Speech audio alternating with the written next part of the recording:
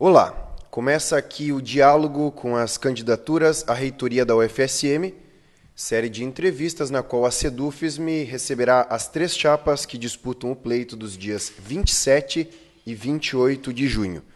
Nessa edição, contamos com a presença da chapa 1, composta por Paulo Afonso Burman e Luciano Schuch.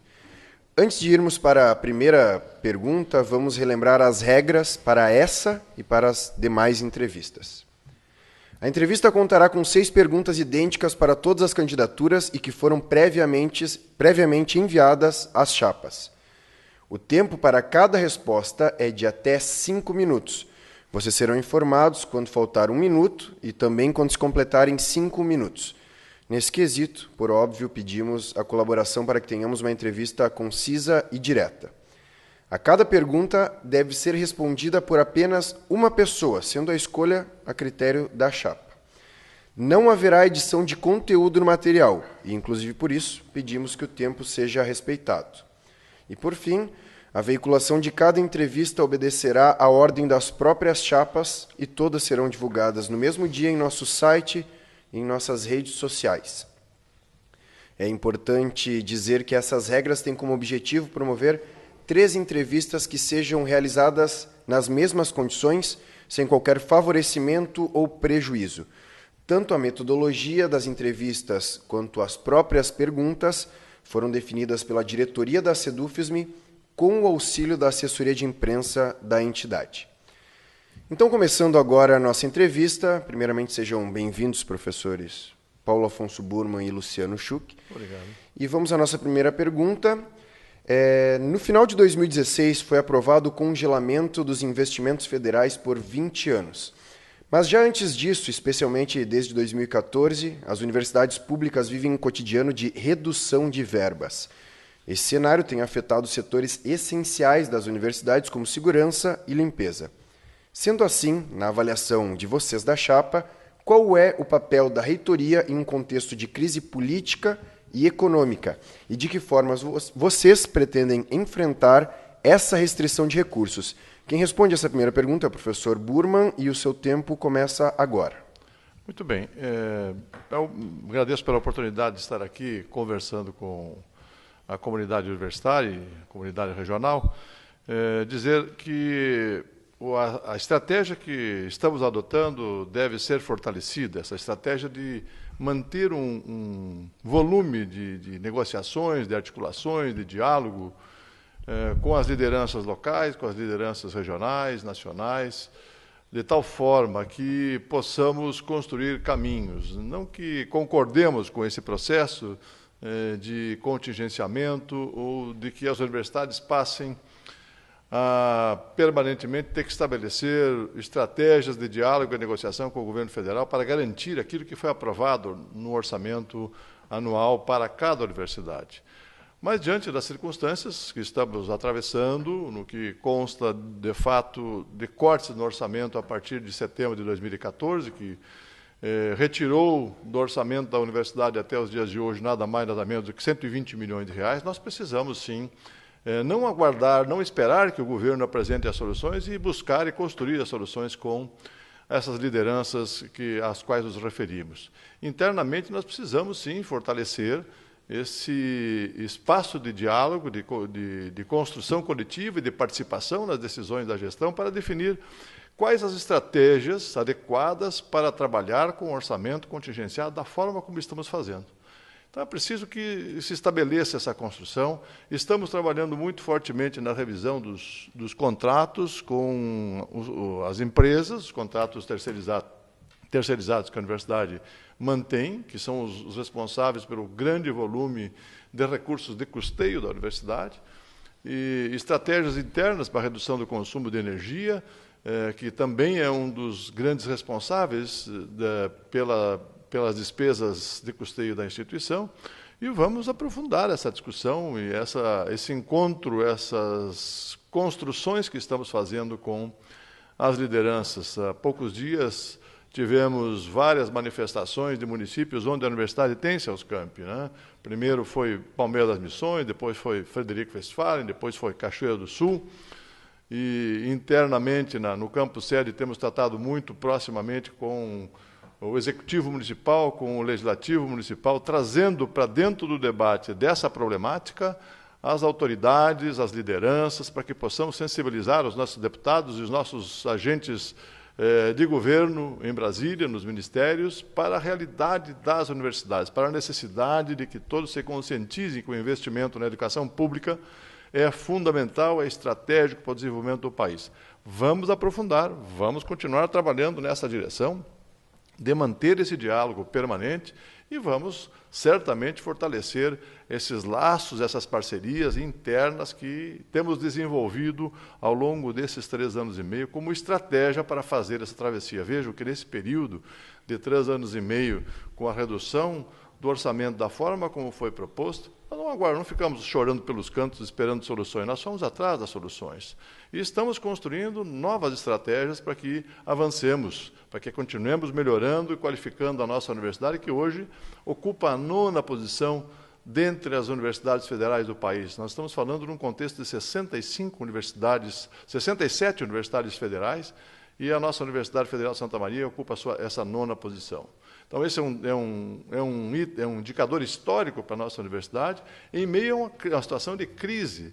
Né? E em meio a esta mesma situação de crise, nós estaremos concluindo até o final da nossa gestão mais de 50 mil metros quadrados em obras que estão sendo disponibilizadas gradualmente, na medida que estão sendo concluídas, para toda a comunidade acadêmica, para toda a comunidade universitária.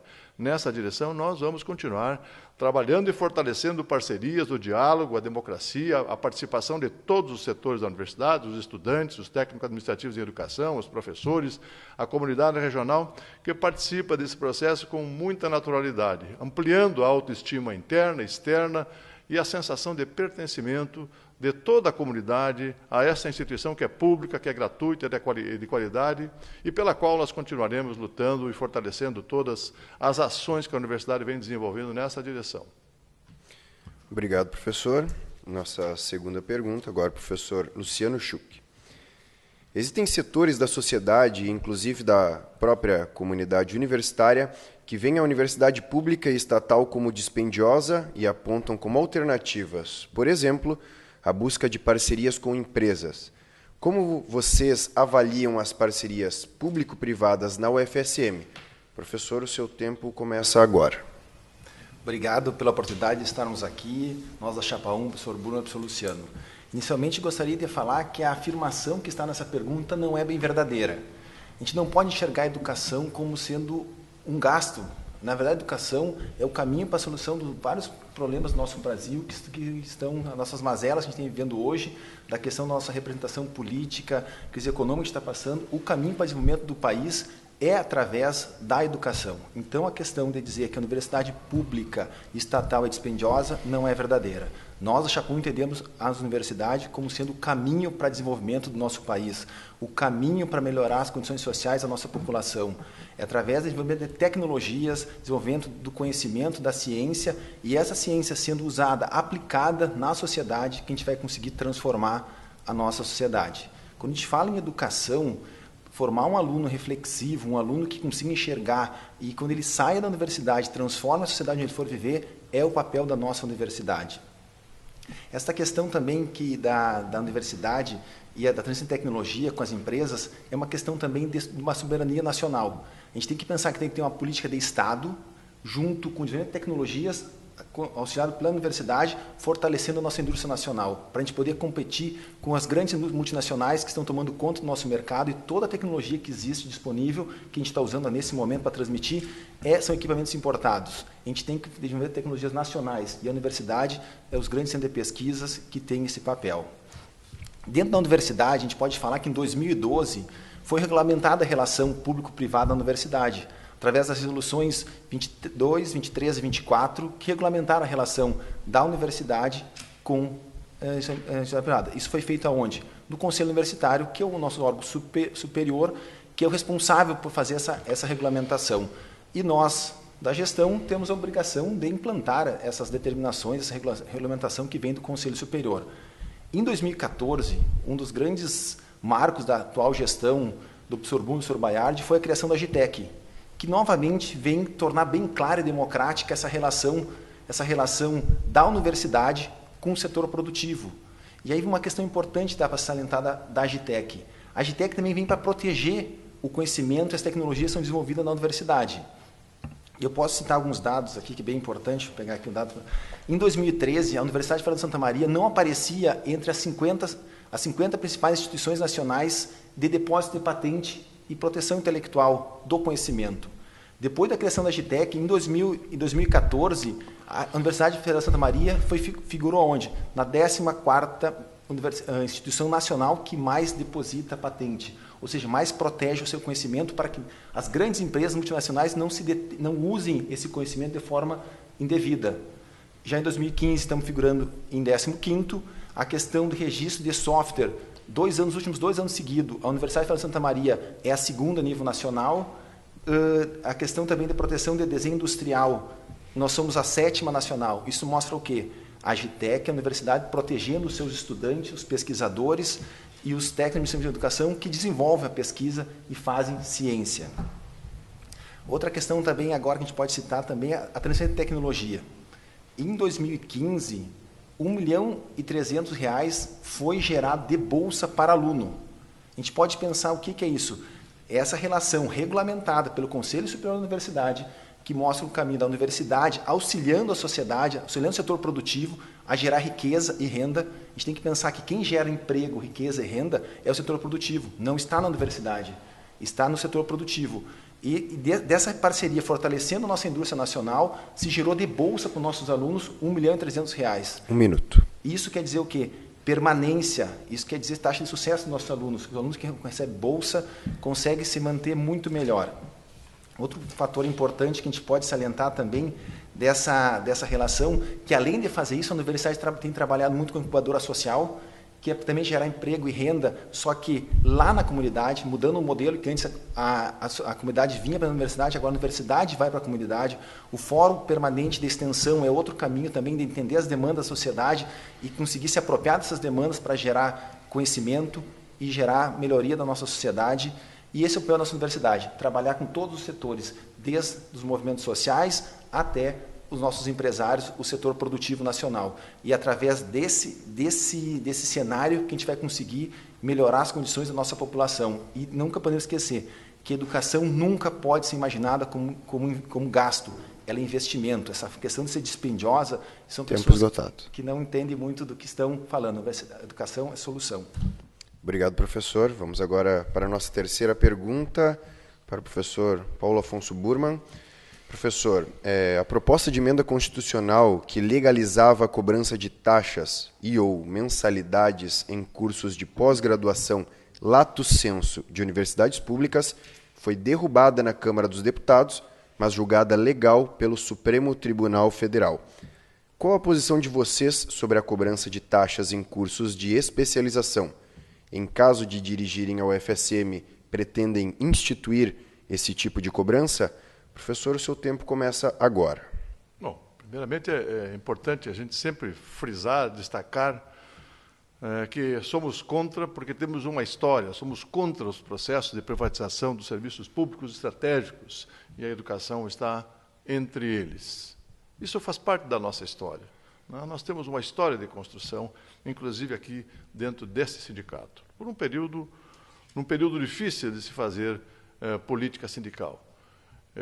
Nós temos uma leitura bastante próxima, eu creio, da realidade, que levou o Congresso Nacional a não aprovar a PEC 395.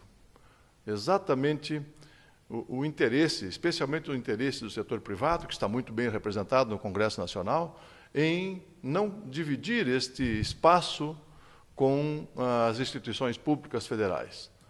E há um outro aspecto que precisa ser abordado aí. A forma como se trata esse assunto, parece que a criação de cursos pagos da universidade seria a solução para o orçamento ou para os déficits orçamentários indicados pelo governo federal. Olha, a participação que teríamos diante de um cenário de cobrança de mensalidades em curso de especialização, atualização, na pós-graduação, lato sensu, seria insignificante diante do grande corte orçamentário que vem sendo feito pelo governo federal. Não teria impacto significativo nesse processo. Nós precisamos tratar essa questão com muita clareza, com lucidez, sem paixões acerca do assunto, né? Porque, de fato, estamos diante de uma realidade muito dura no que toca ao contingenciamento orçamentário pelo qual estamos passando. Repito, nós passamos de 2014 para cá a deixar de receber no orçamento geral da universidade, entre custeio e investimento, alguma coisa em torno de 120 milhões de reais.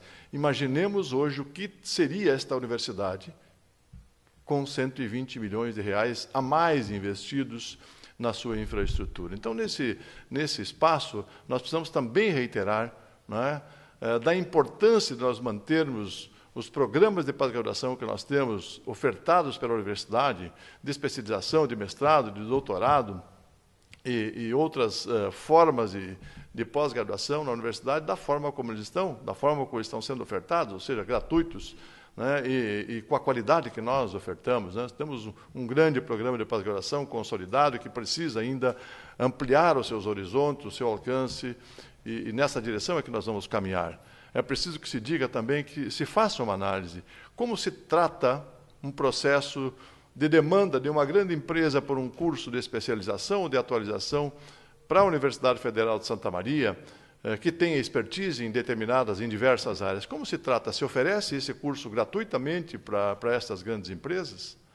Ou nós podemos pensar em submeter aos conselhos superiores, já que o STF aprovou a possibilidade das universidades cobrarem por atividades como essa, e os conselhos superiores fazerem a regulação? Certamente que sim, os conselhos superiores são soberanos nesse tipo de decisão, e é a eles que serão dirigidas quaisquer demandas que venham no sentido de usar a prerrogativa estabelecida pelo STF de cobrança de mensalidades nessas situações. Diferente de outras demandas que nós temos de entes públicos, municipais e federais e até estaduais e até federais, né, que apresentam demandas com um impacto social bastante significativo, seja na formação de professores, seja na atenção ao empreendedorismo a pequenos e microprodutores, seja na atenção ao apoio às estratégias de apoio ao meio rural, né? Como se trata isso com impacto social? Certamente a universidade tem uma leitura e uma sensibilidade muito forte de que isso precisa ser estabelecido a partir de uma interação e de cooperação entre todos esses entes. E é nessa direção que nós vamos caminhar, é nessa direção que nós temos pautado a gestão da universidade e, por certo, nessa direção é que nós vamos garantir que a universidade continue com esse processo de crescimento e melhoria nos seus indicadores em todos os momentos. É desta forma que trataremos quaisquer ações que venham no sentido da privatização, o que ameacem a privatização da educação superior pública, gratuita e de qualidade. Obrigado, professor Paulo Burmann. Vamos agora para a quarta pergunta. O senhor segue respondendo. Após uma década do início da expansão, alguns campi da UFSM ainda vivem sérias dificuldades. Entre elas, por exemplo, estão os escassos recursos para a permanência, o que provoca um alto índice de evasão. Quais as propostas de vocês para qualificar a expansão? E quais as políticas no que toca o acesso e a permanência na UFSM? Professor, o seu tempo começa agora. Bom, primeiro, nós não podemos tratar a expansão como responsável pelos índices de evasão que a universidade, ou que as universidades, de uma maneira geral, possam registrar. Nós tínhamos uma baixa taxa de ocupação, por exemplo, na unidade de Silveira Martins. Esse processo foi reestruturado a partir de uma longa discussão, debate, audiências públicas, reestruturado, e nós temos hoje todos os cursos que eram ofertados na unidade de Silveira Martins, na sede com preenchimento total das vagas. Então, esse é uma situação resolvida a partir desse característico diálogo e participação que nós trabalhamos dentro da gestão da nossa universidade. Não houve, de outra forma, alteração significativa nos índices de evasão da universidade nos últimos anos. Ela tem se mantido, até porque os índices de evasão são de difícil mensuração. O que nós consideramos evasão hoje? Quer dizer, a mudança de curso pode ser considerada como evasão, a mudança de universidade pode ser considerada como evasão, mesmo que o estudante continue no sistema público da educação superior. Então, isso tudo é objeto de discussão em vários fóruns nacionais, inclusive na Andifes. E não se tem, de fato, um instrumento adequado para medir evasão. É preciso que a gente também tenha essa compreensão. De qualquer forma, nós também temos o reconhecimento de que os campi precisam ainda de investimentos na sua consolidação. E quando nós falamos de permanência, as questões de permanência não se restringem aos campi. As questões de permanência são preocupação da universidade como um todo. E nessa direção, nós temos trabalhado muito fortemente na assistência estudantil, criando os mecanismos adequados à complementação dos recursos que também não têm sido suficientes do Programa Nacional de Assistência Estudantil, o nosso PNAES. Só em 2016 foram investidos 13 milhões a mais na assistência estudantil, para além dos recursos colocados pelo PNAES. Isso demonstra claramente a preocupação que tem a gestão, o compromisso e o comprometimento que tem a gestão com a assistência estudantil para garantir, sim, fortalecer, sim, os índices de permanência e sucesso dos nossos estudantes na universidade. Nesta direção, também, há uma preocupação constante com o apoio psicopedagógico para os nossos estudantes. E assim foi criada em 2015 a Coordenadoria de Ações Educacionais, que nesse curto período de existência está mostrando um volume de resultados bastante satisfatórios, porque e também pela crescente demanda que nós temos dentro desse processo, que tem nos preocupado sobremaneira, né? E nos leva forçosamente a ampliar ainda mais a ação e a cobertura da Coordenadoria de Ações Educacionais, melhorando as equipes, ampliando as equipes de apoio psicopedagógico, que tratam das incertezas, das inseguranças de ordem emocional, cada vez mais presentes em nosso meio, e que precisam, de fato, os nossos estudantes precisam, de fato, desse apoio e dessa participação da administração da universidade na construção de soluções e apoio para esses estudantes. Também nessa direção é preciso reforçar os núcleos de apoio pedagógico criado na estrutura das unidades de ensino, de todas as unidades de ensino, que serão certamente objeto de cada vez maior demanda, não é, por conta da comunidade acadêmica. Então, são essas ações que nos levam a acreditar que a assistência estudantil se constitui, de fato, num conjunto de ações que fortalecem a permanência e os índices de sucesso que os nossos estudantes vêm alcançando. Some-se a isso a ampliação dos restaurantes universitários. Né? Nós estamos num processo de conclusão da cozinha do restaurante central, no campo sede, de ampliação de ambos os refeitórios, do restaurante 1, do restaurante 2, de ampliação do restaurante universitário em Palmeira das Missões, já concluído, entregue em funcionamento, da criação de 500 novas vagas da moradia estudantil até o final de 2017, constituindo-se no primeiro grande salto na expansão da moradia estudantil, na primeira grande expansão da moradia estudantil na nossa universidade. Olha, estamos falando de 500 novas vagas, num conjunto existente de 2.000 vagas, e que constitui o maior e mais consistente programa de assistência estudantil da América Latina. Isto é o orgulho de todos nós, construído ao longo de toda a história dessa universidade, desde da sua fundação, no projeto do Dr. José Mariano da Rocha Filho, nosso reitor fundador, e que já idealizou o processo de moradia estudantil ao início da construção do campus sede da nossa universidade. Obrigado, professor. Agora vamos à nossa quinta pergunta para o professor Luciano Schuch. Professor, como você avalia a participação da sua unidade de ensino na Estatuinte? Quais os próximos passos para a efetivação desse processo? Professor, o seu tempo começa agora. O processo Estatuinte, dá para se dizer que foi uma das grandes ações da atual gestão de ter deflagrado esse processo. Era uma aposta de campanha do professor Bruno Baiardi e ele se iniciou. Eu tenho tranquilidade para falar desse processo, que desde o começo da comissão pré-Estatuinte, eu coloquei o nome à disposição e venho participando desse processo devido a um desejo de transformação, de mudança da nossa universidade que ela precisa. 56 anos de existência da nossa universidade, ela nunca parou para realmente se rediscutir como universidade. Qual é o seu papel como universidade para a nossa sociedade? Isso não foi feito. O nosso saudoso Sérgio Pires conduziu um processo que conseguiu chegar a ter um bom encaminhamento, mas não conseguiu concluir. E o processo que está sendo feito agora está tendo um encaminhamento. Dá para se dizer que esse processo, quando começou há 3 anos atrás, na Comissão Pré-Estatuinte, desde o começo, ela teve um espírito democrático, de participação de todos. As nossas 3 categorias, os docentes, os técnicos de educação e os estudantes participavam de forma paritária. Começou a condução pelo professor Gutierrez, que discutiu muito de como atingir toda a nossa comunidade, engajá-las nesse processo de rediscussão da nossa universidade.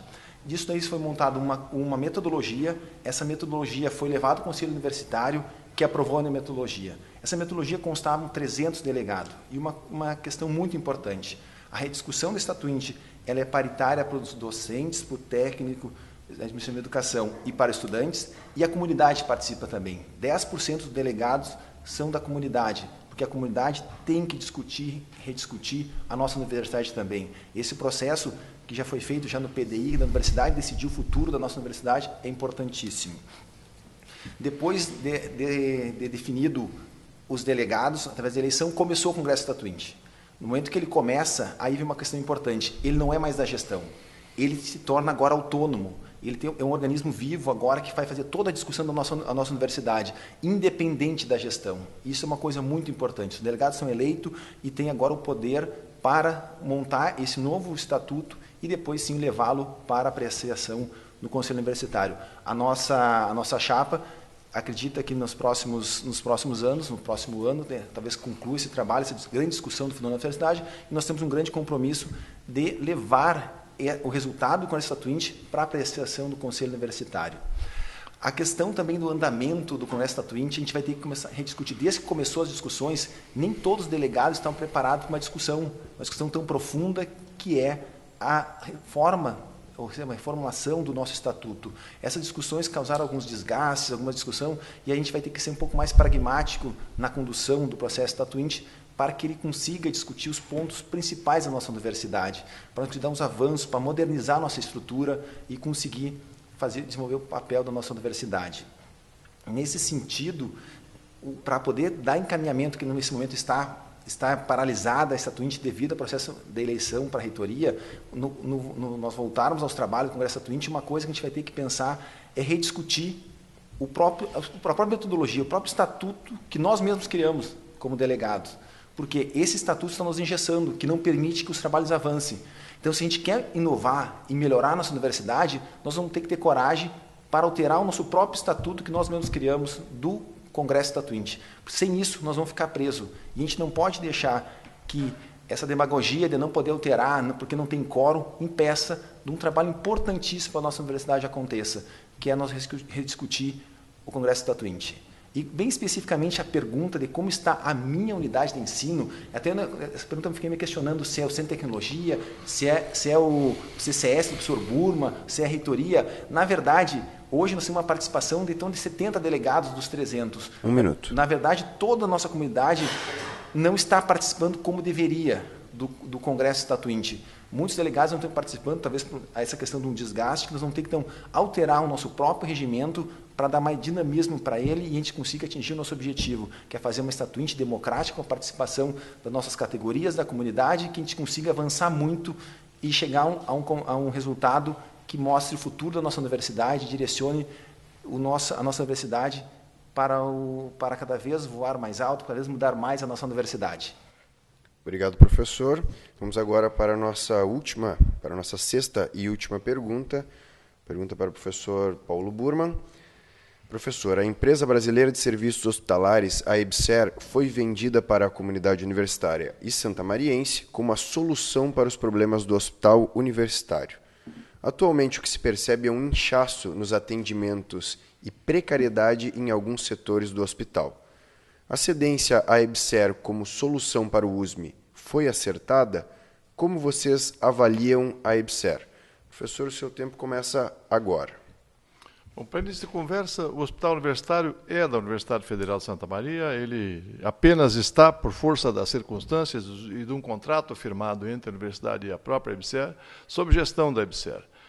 Ainda continua e será sempre mantido, no que depender do trabalho, do compromisso, do engajamento da nossa gestão, como espaço de formação, como espaço de atenção à saúde da população, como espaço de formação dos nossos profissionais, especialmente da área da saúde, mas tem várias áreas afins que atuam lá também como o espaço de formação, que tem no Hospital Universitário a oportunidade de estabelecer as mais diferentes práticas que estabelecem, o que constituem o arcabouço de formação desses estudantes da nossa universidade. Ensino, pesquisa e extensão continuam sendo forte do Hospital Universitário. Eu não entendo que o Hospital Universitário tenha sido, que a EBSER tenha sido colocada como a solução para todos os problemas. O que nós precisamos entender, no momento atual, é que a saúde pública teve um agravamento na sua crise, particularmente após a redução dos recursos destinados à saúde, e particularmente, no nosso caso, após a retirada solene do governo do Estado, do sistema de saúde pública da região de Santa Maria, e que impactou no fechamento de leitos e, por consequência, no direcionamento de todas essas ações de atenção à saúde da população para o Hospital Universitário. Então, nós temos duas situações concomitantes acontecendo no Hospital Universitário de Santa Maria que precisa ser esclarecida à população. Primeiro, um corte profundo nos recursos destinados à saúde e à educação. A universidade sofre com isso, o Hospital Universitário sofre com isso. E segundo, e paralelamente, somando-se de forma decisiva ao agravamento dessa situação, houve um corte e uma retirada das ações de saúde do governo do Estado na região onde detinha leitos mantidos pela Secretaria Estadual de Saúde, que, pela falta de repasse de recursos, esses leitos foram suprimidos e os pacientes acabaram se dirigindo todos para o Hospital Universitário e todos são acolhidos da forma que é possível acolher. Então, o hospital está realmente sob pressão, sob uma gigantesca pressão do sistema público de saúde, que concentra praticamente todas as suas ações na região, no Hospital Universitário. Então, preciso só para corrigir essas questões que são propaladas até no sentido de desconstruir a ideia de que nós estamos trabalhando diante de uma realidade de crise na saúde pública. Nós precisamos reconsiderar que há dentro da equipe do Hospital Universitário um conjunto de servidores altamente comprometidos que prestam o melhor serviço que podem à saúde da população. Imaginemos hoje o que seria o nosso hospital universitário sem os 700 servidores, quase 800 servidores colocados ali pela Empresa Brasileira de Serviços Hospitalares. Imaginemos como seria esse cenário, qual seria essa situação. É verdade, nós vivemos um período de transição, não é?